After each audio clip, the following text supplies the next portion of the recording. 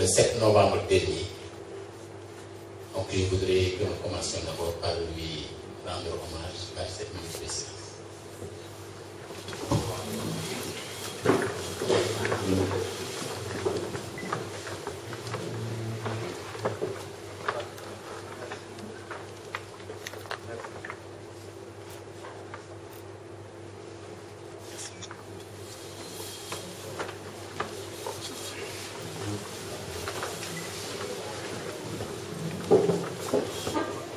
Je pense qu'il nous faut remercier, au nom de la ville de Thiès, l'ensemble des acteurs culturels de la ville,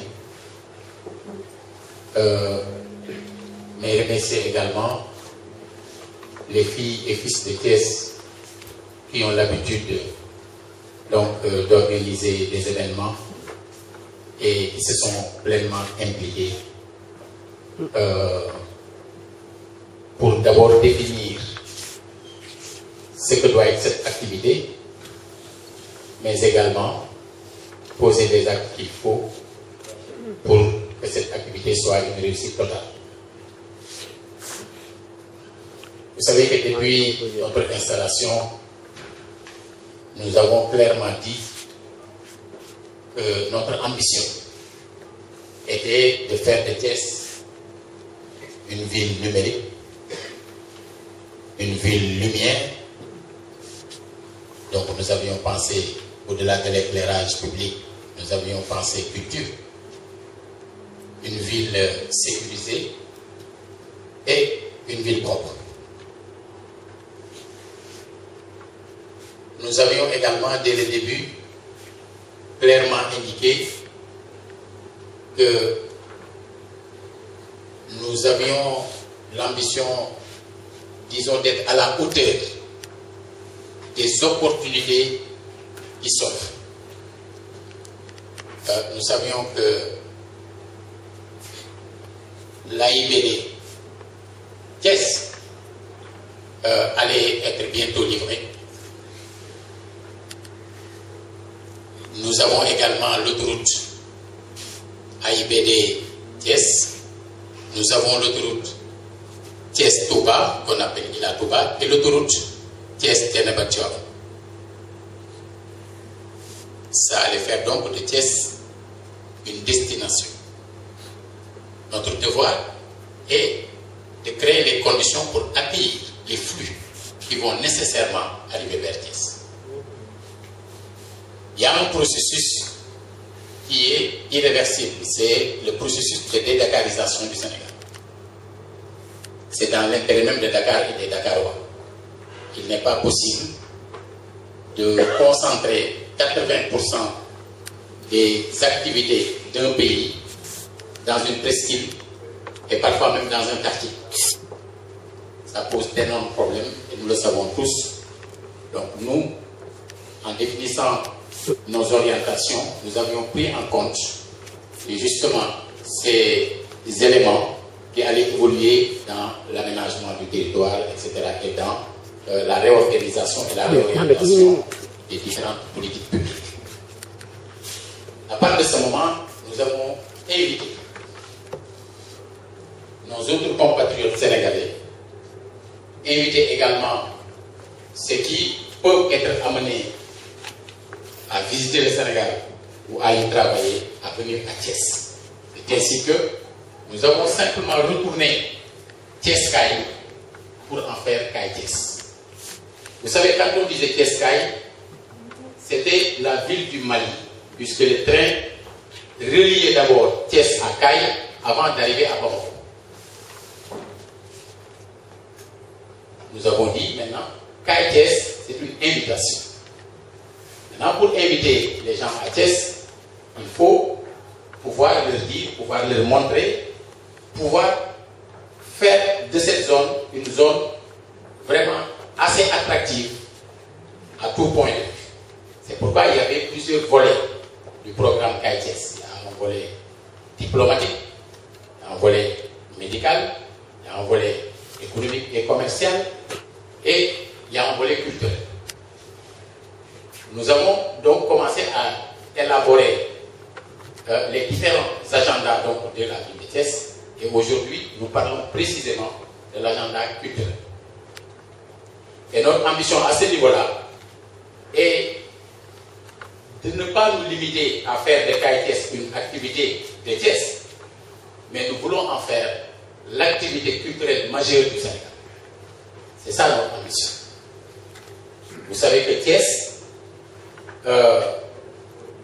sur le plan culturel, est capable de rivaliser avec vraiment toutes les zones de ce pays. Et je pense que cette richesse-là, fondée sur la diversité de la population de Thiès, doit pouvoir nous permettre, disons, d'offrir quelque chose aux Sénégalais et à ceux qui peuvent être amenés à visiter ce pays. De ce point de vue, je pense que vous avez entendu le président de la commission communication et le président du comité de pilotage qui ont décliné un certain nombre d'éléments qui constitutifs de notre feuille de route sur ce plan. C'est vrai, j'ai parlé tout à l'heure de Khady Tougaï parce que c'est elle qui s'active en tant que chargée des partenariats de la ville depuis près d'une année. C'est elle qui s'activait, c'est elle qui rencontrait les différents partenaires et elle était assez avancée jusqu'à, disons, sa disparition le 7 novembre dernier. Donc nous avons dû réorganiser un certain nombre de choses, prendre d'autres dispositions et parfois d'autres voies pour maintenir justement le festival cette année, donc en fin 2017. J'ai tenu à ce que la première édition soit lancée les 29, 30 et 31 décembre 2017. L'année prochaine, nous le savons, si on avait attendu, on l'aurait lancé dans un contexte de pré-campagne électorale. Et notre ambition de faire de cette activité une activité de tous les Thiessois et une activité même de tous les Sénégalais n'aurait pas pu véritablement être traduite en réalité. Alors aujourd'hui, c'est donc par là une invitation à l'ensemble des Thiessois. Donc par-delà, disons, les appartenances religieuses, ethniques, politiques, philosophiques et autres, à voir que c'est une activité de Thiès, pour Thiès d'abord, pour le Sénégal ensuite, pour l'Afrique et pour le monde. C'est une activité qui doit pouvoir permettre les différentes expressions culturelles des populations de Thiès dont nous connaissons le génie. Nous savons que Thiès a une origine, ce que nous voudrons retracer à travers l'exposition des Bowaraltaï, donc qui aura lieu dans l'après-midi du 29, et les uns et les autres sauront d'où vient Thiès, pourquoi Thiès, pourquoi est-ce que Thiès a cette personnalité. Disons que les philosophes, les sociologues, les anthropologues lui reconnaissent. Pour le reste, Thiès, aujourd'hui, après, dans ce contexte où nous avons fini d'élaborer le plan de développement de la ville, ça va être aussi au-delà de la culture, bientôt, l'année prochaine, l'organisation d'un forum des partenaires, puisque nous avons 75 projets pour un montant de 78 milliards 725 millions. Donc, nous avons identifié des partenaires et nous allons donc organiser une autre activité KITS qui va s'appeler Forum des partenaires pour voir comment mettre en œuvre, disons, ce programme. Alors, et on a un programme d'investissement prioritaire qui va aller de 2018 à 2023. Et dans ce programme d'investissement prioritaire, il y a énormément de projets qui concernent la culture. L'autre élément de KITS, c'est la foire internationale aussi KITS, sur le plan économique et commercial, que nous comptons organiser l'année prochaine en mobilisant bien sûr l'ensemble des acteurs économiques, l'ensemble des acteurs donc, qui tournent autour de la chambre de commerce ou bien vraiment des activités économiques et commerciales de manière générale. Nous comptons impliquer tout le monde, comme nous l'avons fait avec des acteurs culturels. Nous comptons avoir exactement la même démarche avec nos opérateurs économiques pour faire de cette fois une activité de Thiès. En vérité, nous comptons sur vous. Nous comptons sur vous pour donner la meilleure image du festival Kaay Thiès, qui n'est pas le festival du maire, qui n'est pas le festival d'un parti politique, qui n'est pas le festival d'une ethnie, qui n'est pas le festival d'une religion.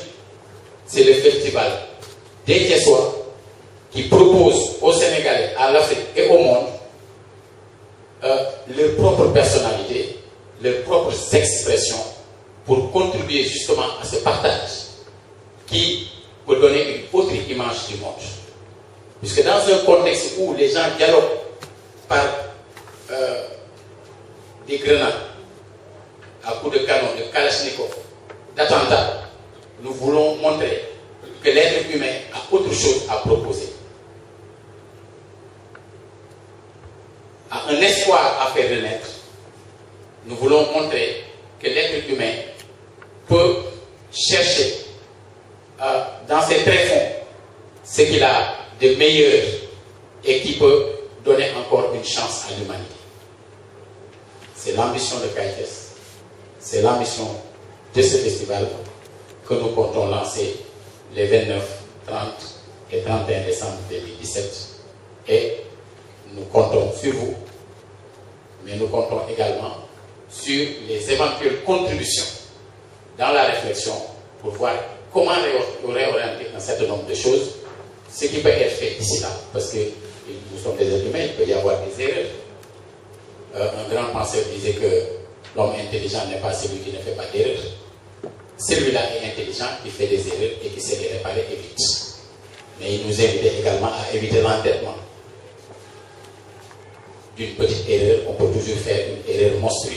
Il suffit d'y insister, de lui trouver des justifications profondes, de l'amener à son terme. Et c'est l'échange, le dialogue, l'ouverture qui peuvent permettre d'éviter ces problèmes, puisque cette activité appartient à tous les Thiessois. Donc nous attendons donc aussi des contributions au-delà des acteurs culturels de tous les Thiessois pour que les prochaines éditions puissent être mieux organisées, puissent vraiment avoir le succès éclatant que tout le monde est en droit d'attendre.